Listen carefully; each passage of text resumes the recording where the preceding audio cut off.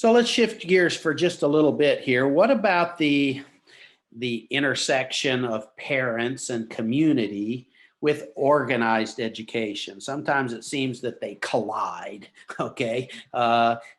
So experience varies widely, but what dynamics do you believe are most important to both, to the parents and the community, as well as to the teachers and while they're all really the same community and stuff, but it seems like sometimes there's this chasm, and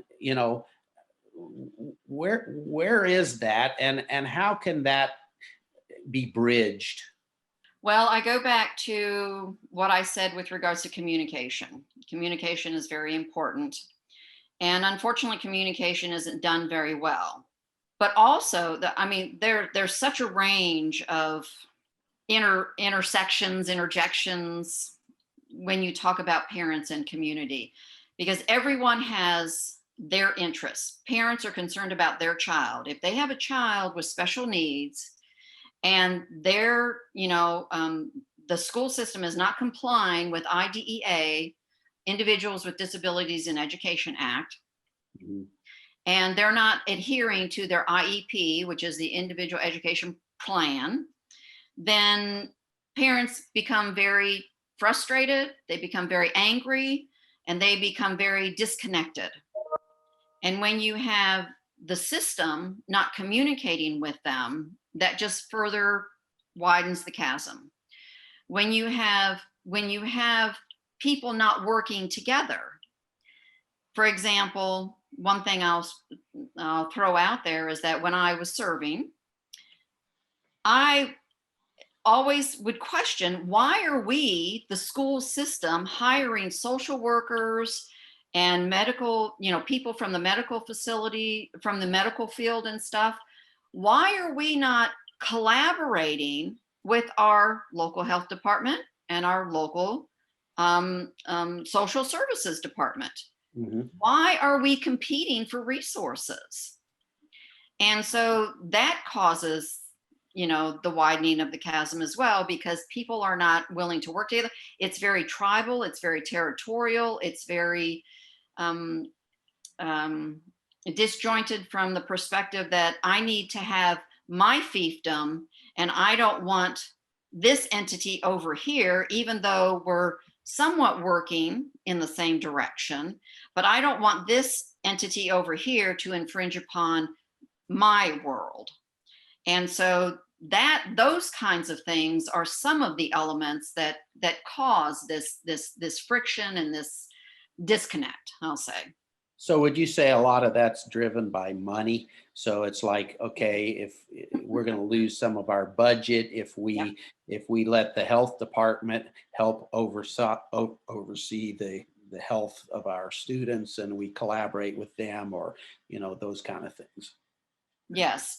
And a lot of people will focus more or pay more attention to what's going on at the federal level or even the state level. Okay. But my premise is that the things that are going on at those two levels is going on at the local level as well. And having worked on Capitol Hill, it's all about power and control, and who controls the money has the power. Okay. It's the same at the local level. If the school system wants the power and control, and a lot of times the school system is the largest employer in a county as well. So that's part of the dynamics, if you want to call it that. And so, yes, you're right. Having the money, affords the power and control, therefore kind of fosters or fuels this disconnect. Well, without exception, the school systems take the majority of any county's budget. I mean, some of them it's as high as like 70-something% of a county's budget goes into their school system. And obviously that varies from place to place, but I mean, the school system always takes a huge portion of the county's budget. And so that's, it's interesting. All right.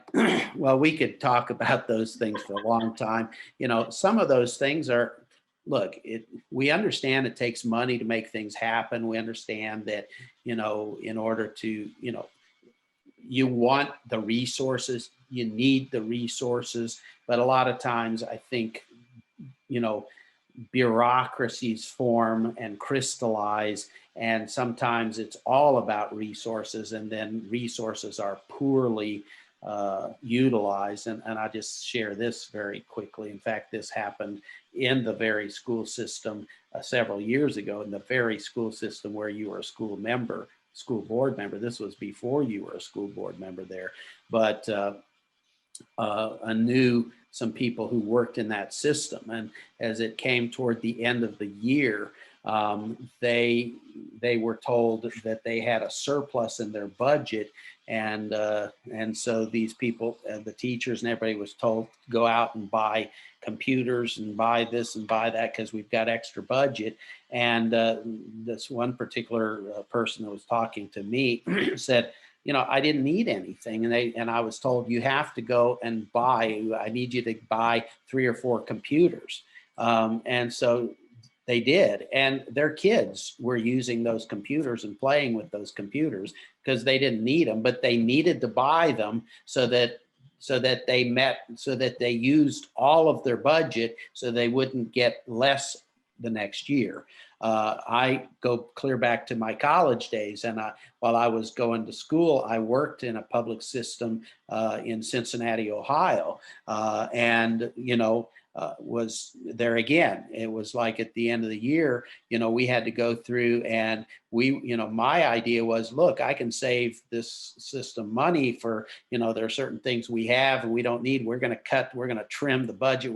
They're going to be really proud of me. And the administrator, when I submitted my thing, came to me and said, no way, this is how much was spent last year. You've got to spend at least that much money. This is how much allocated this year. If you don't spend that much money, we'll lose it next year. I said, what are we going to do with it? We don't need this stuff. He said, I don't care. We got dumpsters out back. Literally, I was told that. Now, so when I say that, I'm not trying to paint a negative picture for everything, because that's not the story for everybody, but it does reflect reality too often.